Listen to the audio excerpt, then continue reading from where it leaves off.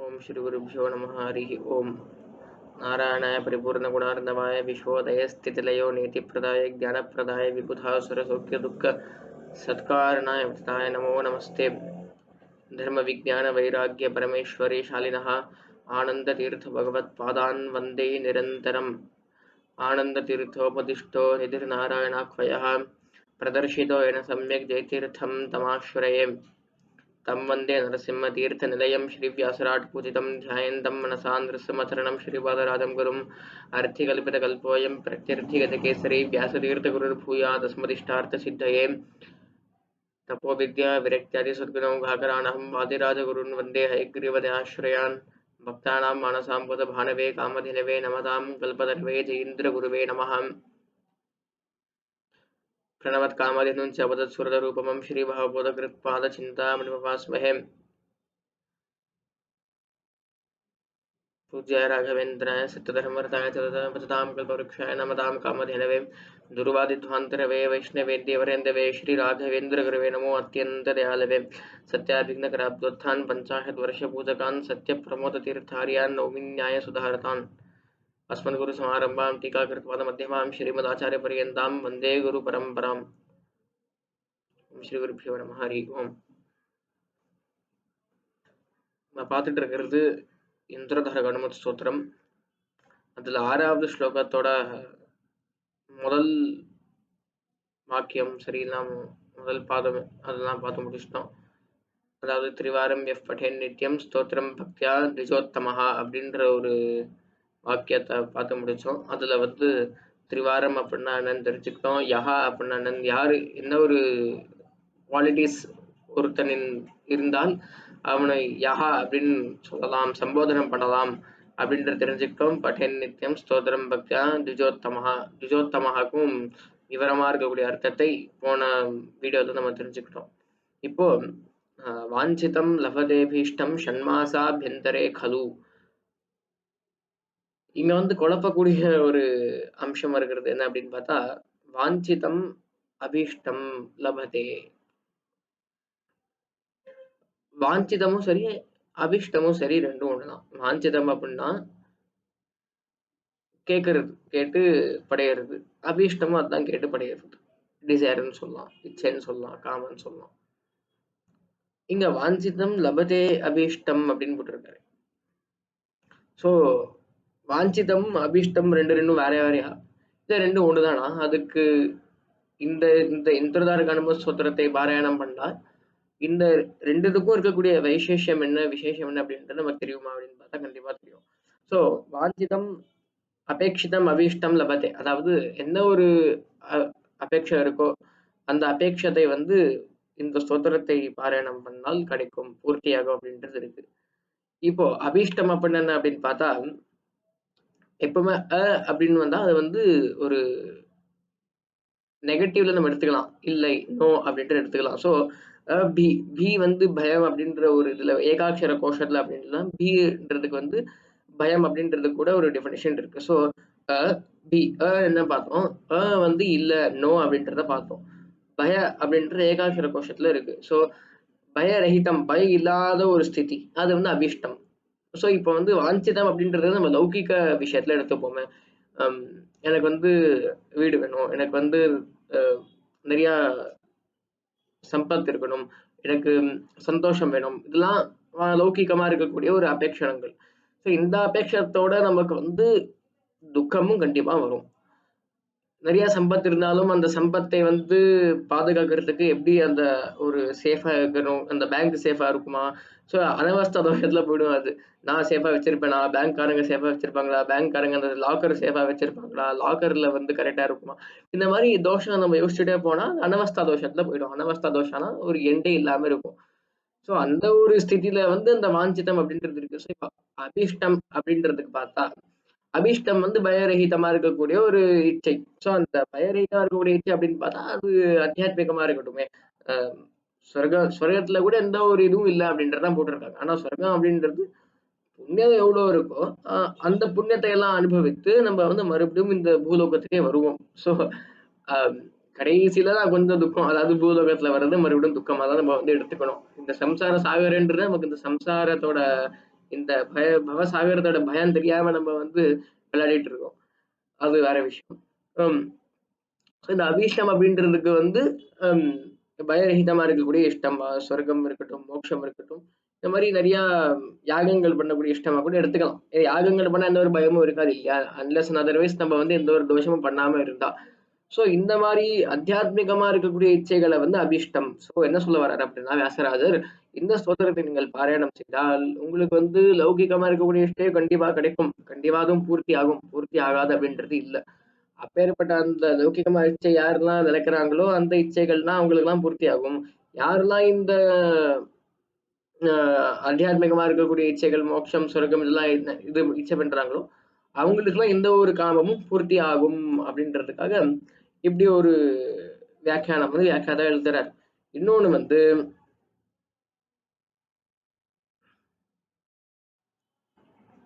இன்னொரு ரூபமா இன்னொரு விற்பத்தி எப்படி இருக்கு அப்படின்னு பார்த்தா அபீஷ்டத்துக்கு தான் ரொம்ப, ஏன்னா வாஞ்சித்தம் அப்படின்றதுக்கு நம்ம வந்து பார்த்தோம், அது வந்து மோஸ்ட்லி லௌகிகத்தோட அன்வயமாகும் அது. அபீஷ்டம் அப்படின்றதுக்கு வந்து எப்படி எழுதுறாரு அப்படின்னு பார்த்தா, அதவா ந வித்யதே பீஹி ஏஷாம் தே அபியஹா வாயு ஆதயா அப்படின்னு. ஸோ வாயு பாரதி இவங்களுக்கெல்லாம் எந்த ஒரு பயமும் இல்லை. அந்த மாதிரி தேஷாம் ஏகாந்தினாம் இஷ்டம். இப்போ வாயு தேவராகட்டும், பிரம்மதேவராகட்டும், இவங்களுக்கெல்லாம் ஏகாந்தம் தான், இவங்க ஏகாந்த பக்தாக அப்படின்றத இவங்களுக்கு எல்லாம் பேரு. எப்படி அப்படின்னு பார்த்தா இவங்களுக்கு வந்து மோட்சமும் கேட்க மாட்டாங்க. இவங்களுக்கு வந்து மோட்சம் வேண்டாம், சொர்க்கம் வேண்டாம். இவங்களுக்கு தேவை வந்து எஸ்தே கதா சேவக ஏவ சர்வதா சதா ரதேஸ்வை ரச்சதைக பக்தி அப்படின்னு தாத்பரிய நிர்ணயத்துல வரும். மகாபாரத தாத்பரிய நிர்ணயத்துல 8வது அத்தியாயமும் என்னன்னு தெரியல, அந்த இதுல வரும். சோ உன்னோட சேவை மட்டும் எனக்கு கொடு.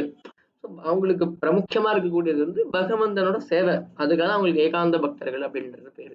பிரம்மா ஆகட்டும், வாயு ஆகட்டும், ஆஹ் சுமத்வ விஜயத்துல வரும் இல்லையா, உன்னோட பாத சேவை தான் எனக்கு ரொம்ப மெயின், வேற எந்த ஒரு இச்சையும் எனக்கு இல்லை அப்படின்றது மத்வ விஜயத்துல வரும் இல்லையா.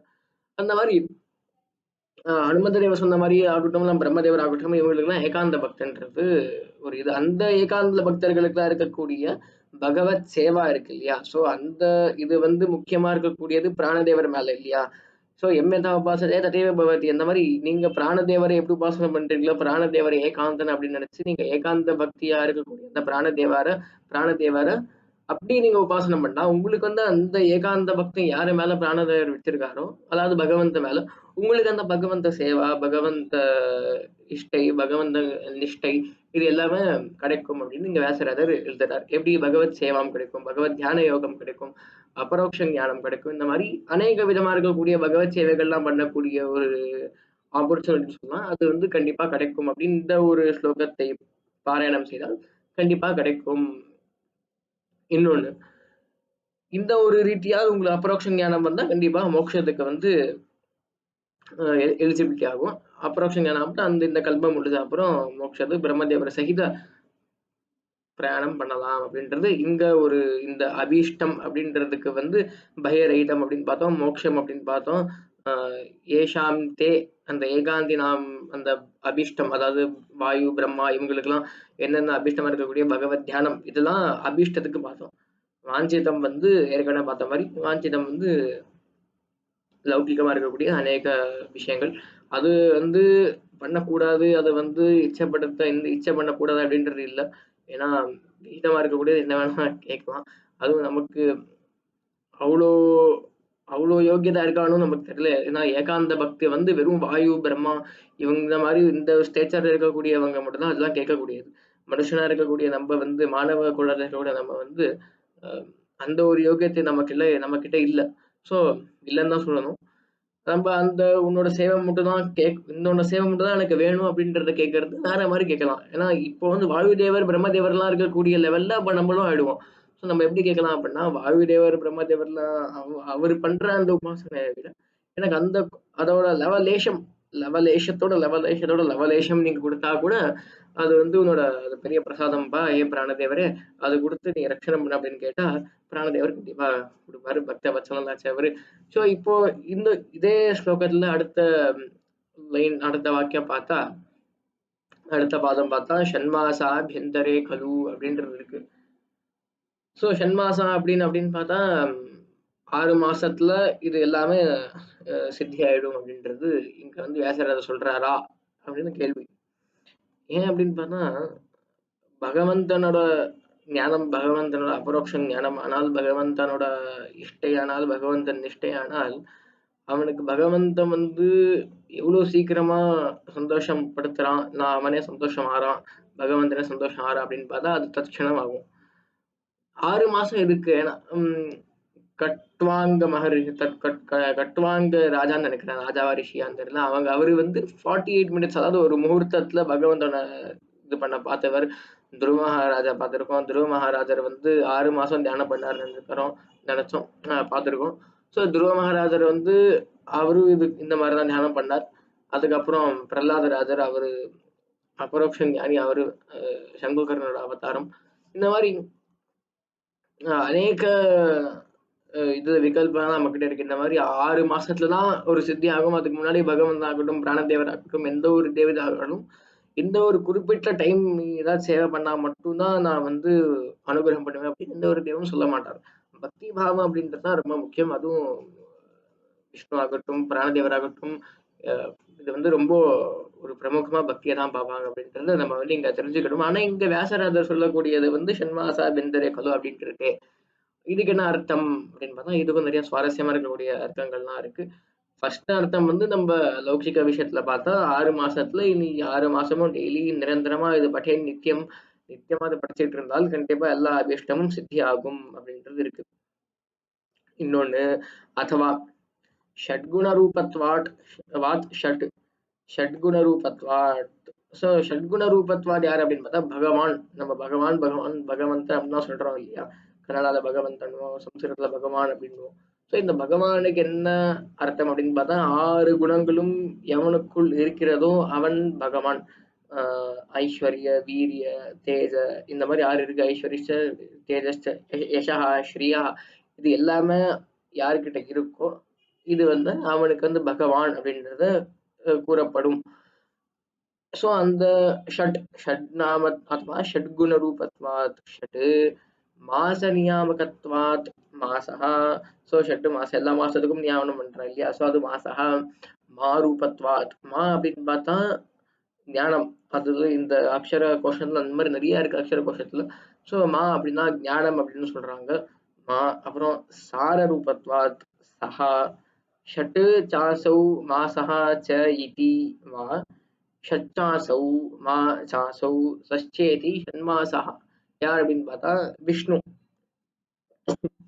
ஸோ விஷ்ணுவை வந்து எப்படிலாம் இங்க வந்து தெரிஞ்சுக்கலாம் அப்படின்னு பார்த்தா ஷட்குண ரூபத்வாட் ஷட்டு விஷ்ணு ஷட் அப்படின்ற நாமம் இருக்கு. ஏன் அப்படின்னு பார்த்தா ஷட்குண ரூபத்வாட் அவனுக்கு 6 குணங்களும் சம்பூர்ணமா இருக்கு. அநேக குணங்கள் இருக்கு. 6 குணங்கள் வந்து நமக்கு இந்த மாணவ குலத்தால் நம்ம யோசிக்க முடியுன்றதுக்காக 6 வந்து எம்பசைஸ் பண்ணி சொல்றாங்க, நம்ம தெரிஞ்சுக்கலாம். அந்த மாதிரி ஷட்குண ரூபத்வாத் ஷட்டு மாசினியாமகத்வாத் மாசஹா மா ரூபத்வாத் ஞான ரூபத்வாத் மா சார ரூபத்வாத் சஹா. இந்த ஷண்மாசஹா அப்படின்றதுக்கு வந்து எவ்வளவு ஒரு விவரமா ஒரு விஸ்தாரமா இருக்கக்கூடிய அர்த்தத்தை வந்து இங்க வியாக்கியாதா சொல்றேன் அப்படின்றத நம்ம வந்து பார்க்க முடியும். தஸ்மின் ஆபியந்தரம் அந்தக்கரணம் மனஹா தஸ்மின் ஷண்மாசாபியந்தரே தர்யாமினி தர்மோத்தமே ஹரவு மனோலக்னம் சேதேவ அபிஷ்ட பிராப்தி நான்யதா. அதாவது இந்த விஷ்ணுவா இருக்கு, இந்த விஷ்ணு வந்து நம்ம மனசுக்குள்ள எப்போ வராரோ, எப்போ தியானத்துக்கு நம்ம வந்து உட்கார வைக்கிறோமோ அப்போதான் இங்க இருக்கக்கூடிய எல்லா அபிஷ்டமா இருக்கட்டும், வாஞ்சிதமா இருக்கட்டும், எல்லாமே சித்தி ஆகும். இதெல்லாம் சித்தி ஆகாது. ஸோ வாயுவந்தரியாம இருக்கக்கூடிய சர்வோத்தமா இருக்கக்கூடிய ஹரி, அவர் மேல மனத்தை வந்து நம்ம வந்து அச்சஞ்சலமா வச்சா அப்போதான் மனசுக்குள்ள நம்ம அந்த பகவந்தனை வந்து உட்கார வைத்தா, அமர்ந்த வைத்தா, அப்போ வந்து பகவந்த வந்து எல்லா அபிஷ்டமும் பூர்த்தி பண்ணுவான் அப்படின்றத வந்து நம்ம இங்க வியாசராஜர் எழுதுறாரு. வியாக்கியாத்தாவும் அதை வந்து நல்லா ஸ்பஷ்டீகரணம் பண்றாரு.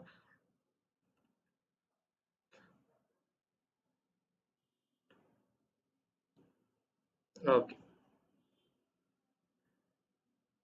இன்னொன்னு வந்து நீ சகாம பக்தன் ஆபா, சரி ஓகே, உனக்கு வந்து இன்னொரு இது இருக்கு, இன்னொரு விகல்பமும் இருக்கு. ஸோ ஹின்மாசா பிந்தரே தூமாதி மார்க்கே மாஞ்சிதம் சொர்க்காதி லபதே லபதே.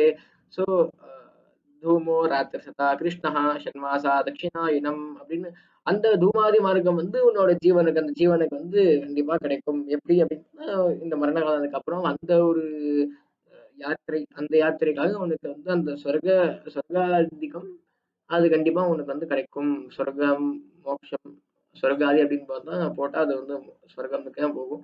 நிறைய லோகங்கள் இருக்கு. சொர்க்கத்துக்கு அப்புறம் டைரக்டா மோட்சம் அப்படின்றது இல்ல. அந்த லோகங்களுக்கு அந்த ஜீவனுக்கு என்ன யோகியத்தவோ அந்த ஜீவனுக்கு யோகியத்துக்கு அனுசாரமா அந்த லோகத்துக்கு பகவந்த வந்து அதை அனுப்புவான். இப்போ விஷ்ணுவுக்காக பார்த்தோம். இப்போ வந்து வாயுதேவருக்கு எப்படி அப்படின்றத பார்க்க போறோம் ஷண்மாசத்தை. ஸோ ஷண்மாசாக உத்தராயண கதாக இப்போ போச்சுல உத்தராயண பருவகாலம் வந்தது இல்லையா? அந்த உத்தராயணத்தை அதிபதியா இருக்கக்கூடியவர் பிராணதேவர்.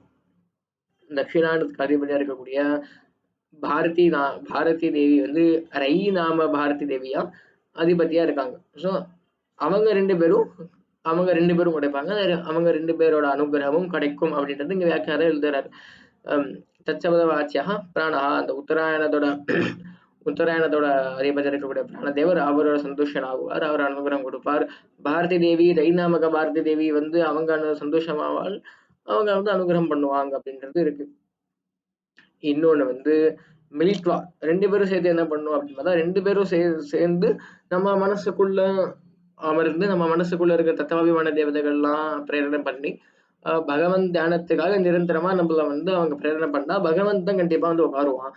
பகவந்த கண்டிப்பா வந்து உட்கார்ந்தா நம்மளோட எல்லா அபிஷ்டைகளும் பூர்த்தியாகும், எல்லா இச்சைகளும் சித்தியாகும் அப்படின்றது இங்க கழு நிச்சிதம் ஏத்தது. பகவந்த வந்தா என்ன பிரச்சனை எல்லாமே கண்டிப்பா ஆகும் அப்படின்றத இங்க பார்க்க முடியுது. இன்னொன்னு அதவா ஷண்ணாம் காமம் குருதாதினாம் மா முன்னாடி நம்ம பார்த்தோம். மா அப்படின்னா என்ன அப்படின்னு பார்த்தா ஞானம் அப்படின்றத பார்த்தோம். இப்போ இன்னொன்னு பரியாய சப்தங்கள் மாதிரி ஒரே ஏக அக்ஷர கோஷத்துல நிறைய இருக்கும். மா அப்படின்னு பார்த்தா ஞானம் அப்படின்னு பார்த்தோம். ப அப்படின்னு பார்த்தா பய அப்படின்னு பார்த்தோம். இந்த மாதிரி நிறைய இருக்கு. இப்போ இதே மாக்கு அபாவா இல்லாத இல்ல அப்படின்றத சொல்றதுக்கு அமா அமானோனாக பிரதிஷேதே அப்படின்ட்டு இருக்கு. ஸோ அமா அபாவா அப்படின்றத குறிக்கிறதுக்கு மா அப்படின்ற சப்தத்தை பிரயோஜனம் பண்ணலாம். யாரு மா அப்படின்னு பார்த்தா பாரதி தேவி. மா சா பாரதி சாந்தோக்கிய பாஷத்துல வந்து சாரரூபத்வாத் சா பாரதி அப்படின்றது வந்து இங்க கோட் பண்றாரு. அதாவது அவங்க அபிமானத்துல என்னென்னலாம் இருக்கோ அதாவது அவங்க அபிமானத்துல இருக்கக்கூடியது வந்து பிராணதேவர மேல இருக்கக்கூடிய பக்தி, பிராணதேவர வந்து நாராயணன் மேல இருக்கக்கூடிய பக்தி, இந்த மாதிரி அவங்க அபிமானத்துல இருக்கக்கூடிய வஸ்துகள் விசேஷங்கள் அதெல்லாம் கண்டிப்பா கிடைக்கும் அப்படின்றது இங்க அதாவது இங்க அவர் சொல்றது வந்து சாயுக்தம் குரு பக்தி ஆதியுக்தம் அதான் குரு பக்தி இந்த மாதிரி குரு பக்தாதி அப்படின்னு போட்டார் அவரு. ஸோ குரு பக்தியாதி அநேக அவங்க அபிமானத்துவ என்னெல்லாம் இருக்கோ அது இல்லாம கண்டிப்பா கிடைக்கும். ஷண்மாயுக்தம் சாபியந்தரம் ஷண்மாசாபியந்தரம் தஸ்மின் சத்யேவ அபீஷ்டம் லபதே ததேவ விவருணோதி புத்திரார்த்தி புத்திரம் லபதே அப்படின்றதுக்காக முன்னாடி இருக்கக்கூடிய அதாவது அடுத்த ஸ்லோகத்துல இருக்கக்கூடிய முதல் பாதத்தை புத்திரார் லபதே புத்திரம் அப்படின்ற ஒரு பாதத்துக்காக விவரணம் பண்றதுக்கு டிப்பணி ஒரு பேட்டிகா அப்படின்னு சொல்லுவாங்க அந்த மாதிரி கொடுத்திருக்காரு. எப்படி ததேவ விவரணோதி புத்திரார்த்தி லபதே புத்திரம் அப்படின்றது கொடுத்திருக்காரு. ஸோ இந்த ஸ்லோகத்தை வந்து நம்ம திருவாரம் விஸ்மடேன் நித்தியம் ஸ்தோத்திரம் பக்தியா துஜோத்தமஹம் வாஞ்சிதம் லபதேபீஷ்டம் ஷண்மாசா பிந்தரே கலு அப்படின்றத எந்த ஒரு தப்பான அர்த்தமும் இல்லாம சரியாத கரெக்டா சுத்தமா இருக்கக்கூடிய அர்த்தத்தால் அனுசந்தானத்தால் நம்ம பாராயணம் செய்வோம், நித்தியமா பாராயணம் செய்வோம் அப்படின்னு சொல்லி அதாவது எந்த ஒரு அனுசந்தானமும் இல்லை அப்படின்னா கூட இந்த யஹா அப்படின்ற அனுசந்தானத்தை நம்மளும் சரி எல்லாரும் இந்த யஹா அதாவது பூஜாதி தேவ பூஜாதி காலத்துல வந்து பாராயணம் பண்றதுக்கு ஒன்று வெந்தம் எடுக்கும் போது இல்லைன்னா தேவர வஸ்திரத்தால் துடைக்கும் போது சரி எப்பயாவது இந்த ஸ்தோத்திரத்தை பாராயணம் செய்தால் கண்டிப்பா அநேக இஷ்டங்கள்லாம் பூர்த்தியாகும். அது நிச்சிதம் அப்படின்னு சொல்லி இது நான் சொல்ல ஆசிரியர் சொல்லியிருக்கார். கேட்டுதான் ஆகணும். ஹரே நம. ஸ்ரீகிருஷ்ணார்பணமஸ்து. समारंभं निगमनमध्यमां श्रीमदाचार्यपर्यन्तां वन्दे गुरुपरम्पराम् अस्मद्गुरुवन्दर्गत भारतीयरमणमुख्यप्राणान्तर्गत लक्ष्मीनारायणप्रियतां सुकृतोर्द भवतु. श्रीकृष्णार्पणमस्तु. कायेन वाचा मनसेन्द्रियैर्वा बुद्धिर्मना प्रकृते स्वभावात् करोमि यत् सकलं परस्मै नारायणाय समर्पयामि. हरे नमः.